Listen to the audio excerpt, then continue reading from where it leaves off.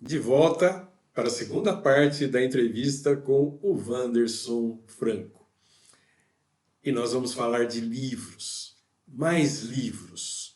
E para a gente começar essa segunda parte da entrevista, vamos lembrar um grande escritor e poeta brasileiro, Castro Alves.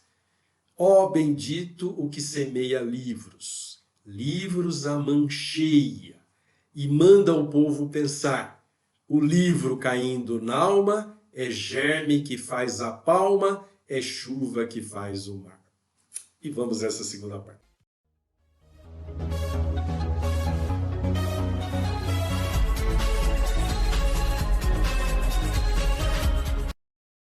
Então, gente, estamos aqui de novo, né, continuando o nosso papo com o Wanderson Franco, onde nós falamos sobre livros.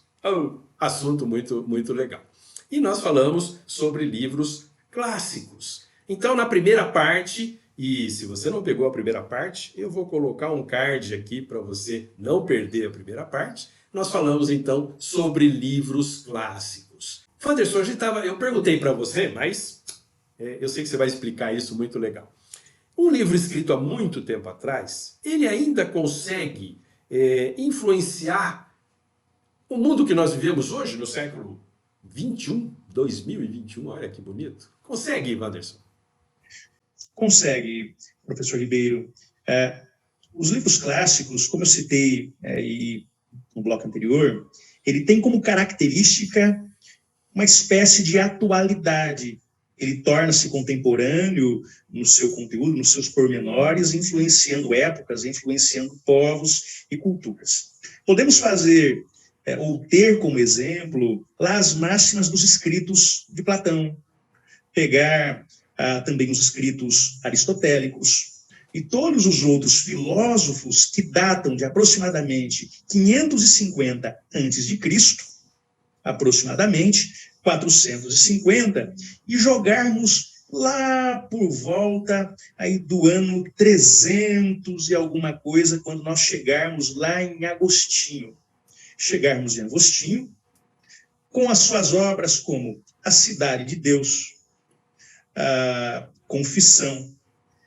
Tanto Platão, séculos anterior, falava de elementos como a maldade intrínseca ao homem, aspectos das relações do homem para com o outro homem, as questões da ética, da moral, a busca por um comportamento social em relações múltiplas junto a outros povos, bem como na própria sociedade.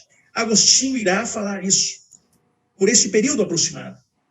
Séculos mais tarde, nós já vamos ter Tomás de Aquino, dentro de uma vivência escolástica, Santo Agostinho, lá atrás, seguindo uma máxima que vai tratar também da maldade do homem, da graça, aquilo que há de corruptibilidade dentro do coração do homem, linguagens parecidas, mas com elementos teológicos diferentes, sociológicos e filosóficos também. Tomás de Aquino vai falar isso. Posteriormente, nós vamos encontrar Nietzsche, vamos encontrar Kant, nós vamos encontrar Habermas no elemento comunicacional da linguagem, falando sobre todos esses fatores que Platão e Sócrates já falaram, e por que não citar aí, dentro de próprias máximas de grandes líderes religiosos, também citaram, como Cristo, como Gandhi, como outros líderes religiosos, irão citar essas máximas que são intrínsecas e convergentes dentro das ciências sociais, das religiões e dos elementos filosóficos. Aí isso vai evoluir e nós vamos pegar o Machado de Assis no Dom Casmurro, que vai tratar todo esse processo da inveja, da traição, do ódio, da imoralidade incutida nos bastidores mais vis da alma humana. Ele vai tratar isso. Um escritor contemporâneo nosso, que é aí um autor clássico da literatura brasileira, que só não foi mais evidenciado por fatores considerados racistas, segregacionais, mas que muito contribuiu e faz com que nós consideremos essas obras clássicas, inclusive hoje, né? E poderíamos citar aqui muitas outras obras.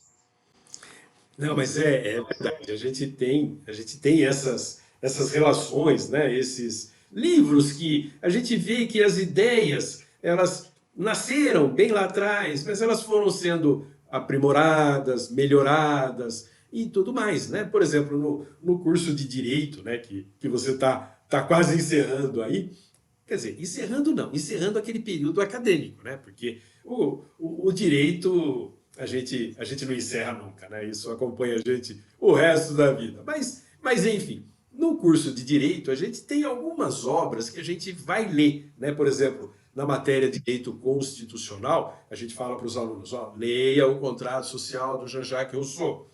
Leia também obra do Locke, obra para direito, né, constitucional. Para direito penal, a gente fala, leia a obra do Cesare Beccaria, né, dos delitos e das penas. Então, a gente fala, poxa vida, esses livros, né, ou essas obras, elas acabam influenciando, fazendo com que a gente compreenda por que, que nós somos como somos, por que, que a nossa sociedade é como ela é hoje, né? Então, quanto ao direito em geral, quais as obras que você leu e considera relevante, importante para um estudante ou mesmo um profissional do direito, Wanderson? O senhor citou o contrato social, bem como o Leviatã, são duas obras significativas para a gente entender a estrutura do Estado, como que se forma o Estado, mas ler Nietzsche, os ideais de Nietzsche, aquilo que ele estabelece, como também Max Weber, e ler num mundo tão, posso dizer, polarizado, ler Karl Marx sem preconceito é significativo para todo estudante de direito. Ler as obras de Marx, entender o seu materialismo, entender os conceitos a priorísticos de Nietzsche. Eu acho que quando o aluno ele entende essa evolução intrínseca dele própria, a capacidade de pensar, né? Habermas fala que quando o indivíduo ele consegue conduzir o seu próprio pensamento desprovido de terceiros, ele chega à independência intelectual. Eu acho essa frase de Habermas fenomenal. Ele fazia parte da escola de Frankfurt. Mas eu acho que como estudante de direito, o direito ele trata as questões das relações do indivíduo para com o outro, vontades coerentes, vontades incoerentes, vontades nefastas, vontades que ultrapassam seus limites, essa sensibilidade de entender os princípios da vontade do outro indivíduo, como que se dá a formação social, como que se dá a briga de classes. Então, ler Max Weber, entender a luta de classes, entender a estrutura do capitalismo, entender a estrutura do socialismo, ou entender, inclusive, a estrutura de castas indianas para compreender o processo jurídico que ocorre na Índia, eu acho que faz com que, mesmo que a gente fale, não vou advogar, mas nos dá uma percepção muito clara do que é a sociedade contemporânea. Eu acho que o indivíduo que ele faz leituras, ele não perpassa apenas pelo curso de Direito, mas ele resolve fazer do curso de Direito, mesmo o curso da vida, lendo aquelas obras, entendendo as demandas. Olha, ele nunca mais será o mesmo, nunca mais.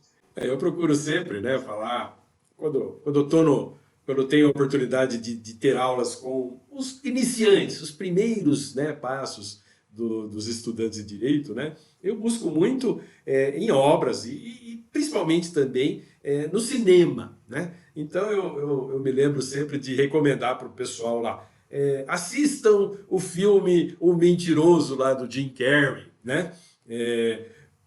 Falo, assista lá o Veredito, né? Muitas vezes eu tenho os DVDs correspondentes desses livros aí, desses filmes, quando eu posso, eu coloco. E é uma literatura também, né? Não deixa de ser uma literatura, porque um filme Um filme tem um script, tem um esquema todo, e muitas vezes ele traz uma mensagem bem interessante para a gente.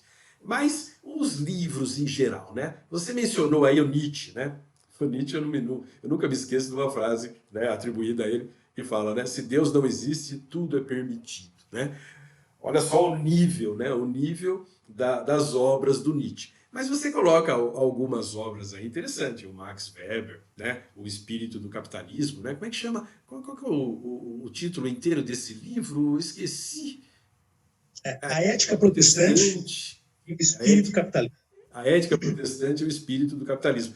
Dá até a impressão que ele vai falar mal de protestantes, ele vai falar mal do capitalismo, mas não é nada disso, né? Ele vai realmente teorizar a respeito desse assunto e uma teoria bem legal. Mas tem alguns livros de direito que são bem interessantes, né? E a gente comentou aqui nos nossos intervalos, né? Um autor russo, né? O Fyodor Dostoiévski, o nome mais complicado, né? Que escreveu um dos livros clássicos também, O Crime e Castigo, né? Onde ele faz uma análise bem aprofundada do que é alguém com sentimento, né, em relação a um crime cometido, né? Não vamos dar spoiler, não. Não vamos dar, não. Vamos fazer com. Não vamos tirar o prazer de quem for ler o livro. Mas o Crime e Castigo realmente é um livro extremamente útil para quem está estudando direito ou para quem quer se aprofundar no direito. É, como é que é? Como é que é essa análise do crime e castigo? Você se lembra, Wanderson? Eu já li há muito tempo. Eu acho que aí a gente não consegue falar do crime e castigo sem atrelarmos de uma forma talvez contemporaneizada os ideais de Freud. A gente não consegue levar Freud lá para a Rússia czarista, né, que estava saindo desse período todo, e levarmos Freud para lá, para ele entender um pouquinho da mente coletiva, a consciência coletiva dos russos. O Dostoiévski ele surge em meio àquilo que nós chamamos em literatura de consciência coletiva. Da consciência coletiva surge o homem sofrido, a sua consciência individual, um homem aviltado, e dentro deste aviltamento pelo sistema político vigente, suas dores, sua prisão, suas traições por parceiros políticos, por militantes, surge esta obra, né? Aí entra uma frase que os grandes literatos dizem, que em meio aos grandes sofrimentos surgem as melhores poesias e os melhores escritos, né? O senhor, como leitor de Dostoiévski, deve ter se lembrado a sua ânsia nos seus escritos por vingança. Ele tinha uma ânsia enorme por vingança, pelas injustiças cometidas. E a gente percebe, quando ler esse livro de forma atemporal, por isso que é um clássico, a gente se vê, às vezes, com tais sentimentos, e ele, aos pouquinhos, foi mergulhando toda essa dor, toda essa angústia nos escritos. Coisa impressionante.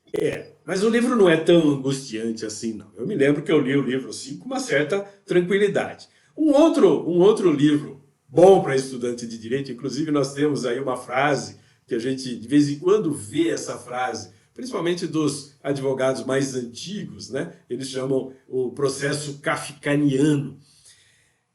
Palavra meio estranha, né? Mas nós lembramos aí do Franz Kafka, né? Que para muitos não batia bem da cabeça, mas ele escreveu alguns livros, né? Eu me lembro bem do livro Metamorfose, que é um livro totalmente nonsense, mas um outro livro que ele escreveu, né? Que é muito usado como exemplo para estudantes de direito, que é O Processo, né? Esse O Processo é bem interessante, porque ele retrata uma situação que quem lê o livro fala, pô, isso não acontece, né? Mas, de vez em quando, a gente vê uma situação parecida com o descrito no processo do Kafka. Como é que você vê isso daí como um estudante de direito, Wanderson? A gente não consegue, professor Ribeiro, fazer a leitura desses clássicos apenas uma vez. Eu acho que conforme a gente vai amadurecendo como leitor, né, nós temos a fase de maturação leitora também. A gente vai amadurecendo como leitor. É diferente lermos o processo sem ser um estudante de direito, a gente lê como estudante e ler anos mais tarde, depois do exercício da profissão. Imagino que a percepção é completamente diferente ao ler uma obra clássica. Verdade, verdade. O senhor citou o Franz Kafka. Ele tem um viés existencialista, tanto relacionado ao de Jean-Paul Sartre, como também de Soren Kierkegaard. A angústia presente, de fato, acaba muito presente nessa obra. Já no processo, a angústia presente na obra de Franz Kafka, com o título O Processo, se dá no seu desejo de fazer com que as coisas caminhem segundo os padrões de ordem social vigente, aspecto cultural. O seu senso de injustiça também era real na obra O Processo, mas este senso de injustiça é analisado segundo os prismas culturais daquele momento. Quando o senhor citou aí, eu não poderia deixar de me esquecer, eu estava aqui me corroendo para poder citar, o senhor citou o Weber, lá na Ética Protestante, e tem uma questão interessante com esta obra, que faz uma interpretação muito equivocada, inclusive bem citada pelo senhor. Max Weber ele faz uma comparação de que a Europa protestante ela era mais rica e mais próspera do que a Europa católica daquele período. Então passa-se e surge esta obra que ele vai dizer que o protestante inglês, o protestante que estava na França, alemão, luterano e outros protestantes, eles pautavam a sua ética na ética paulina, que quem trabalhasse deveria trabalhar como se fosse para Deus, não iria quebrar os maquinários, não iria comprometer o patrão, não iria gastar o dinheiro com bebidas, não iria gastar o dinheiro com prostituições. Automaticamente, esta família, que era o núcleo minoritário da sociedade, iria ser próspera, elevando-se para as demais fragmentações aí sociais. A interpretação equivocada desta obra se dá por não entender os ideais lá de João Calvino. Aí a gente vai entrar aí em outra discussão, principalmente da Europa calvinista, a França, a Suíça, que muitos vão dizer que João Calvino foi o criador do capitalismo. A gente ouve professores de história falando sobre isso, inclusive fazendo uma interpretação equivocada. Na realidade, João Calvino estava se submetendo a esta ética paulina, de fazer a boa mordomia, a boa gestão dos recursos financeiros, sociais e econômicos, que são obras contemporâneas para uma boa vivência, uma boa economia, por isso que torna-se clássica, né? Maravilha! Mas vamos fazer o seguinte, Wanderson, vamos fazer mais um intervalinho? Eu estou vendo aqui que o nosso tempo andou bastante, e um assunto desse é fácil andar o tempo. Mas eu queria perguntar para você uma das obras que eu mais admiro, né? Que é aquela obra do Victor Hugo, Os Miseráveis. Vamos falar um pouquinho sobre ela, mas depois do nosso intervalo. Até já!